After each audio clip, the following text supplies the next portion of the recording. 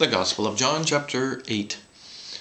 Not only do I think that Jesus' fellow in the Old New Testament was not a virgin, I think, being a true bastard, which doesn't mean by religious law, he was likely the father of a few bastard children.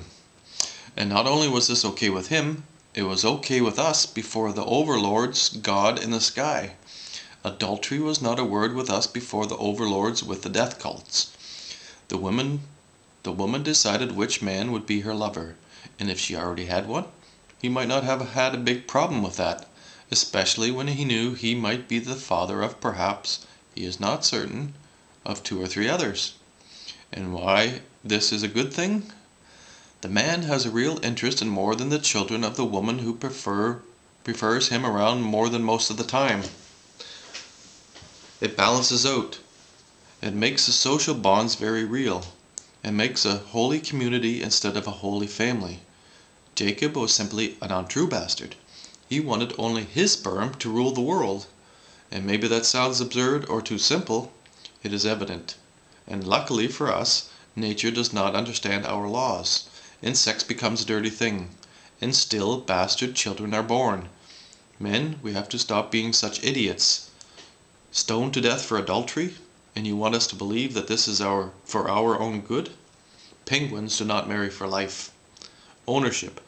We are sick people. Owning a woman, owning land, owning air and water, it simply will not work. No matter how pretty the Hollywood lie is made, it won't last. And again, not because I say so. You don't need to be born a true prophet to see a bloody lie in your face. From the lords of the new church, open your eyes to the lies right in front of you. Or, as Zach screams, wake up. Believe what sounds plausible. No, don't believe. It's the thing that's doing us in. Listen, and based on all you know, think about it. Then let it go. It won't go far. Then listen again. It is a scary truth to know the third world is our slave depot.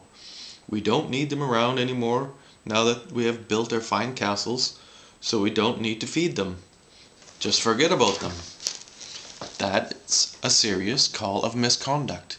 It will not suffice for the church to bend a little. Its relevance is not real. A big flogging lie. Know it. Do not believe. Do not obey. Love and know. How are we doing so far? Verse 24. I am who I am. End quote. Trade who for what, and we have it. I am not alone. Let's update here a little to the way I interpret my anti-cross crusade. I did not know what I was doing. My writing was being written, but none of it mattered beyond the act of writing. All I remembered years later was I had a book I wanted to write, but didn't quite know the characters. And I didn't really focus at all until I saw my first angel. It was too much for me to believe all at once with my belief that such things are impossible. It started getting more obvious when I started with a little more obsession to figure out what it was still gnawing at my head. It was, of course, the fish, the fountain of youth. Who are the they running this show? And the media made me a raging lunatic, so I had to go farther back to Adam, the start of a sperm religion, where only man and ignorance ruled. This is a little weird. It had been weird all the other times I read it. And anyone else who didn't understand what belief meant. I can't believe you believe this shit.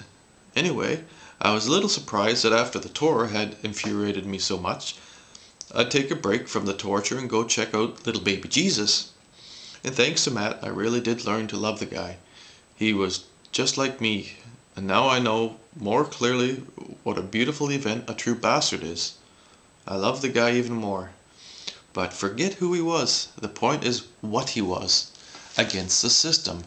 And his army went with medical knowledge and care, real-time stuff. They went with command of their language, hyper-real stuff.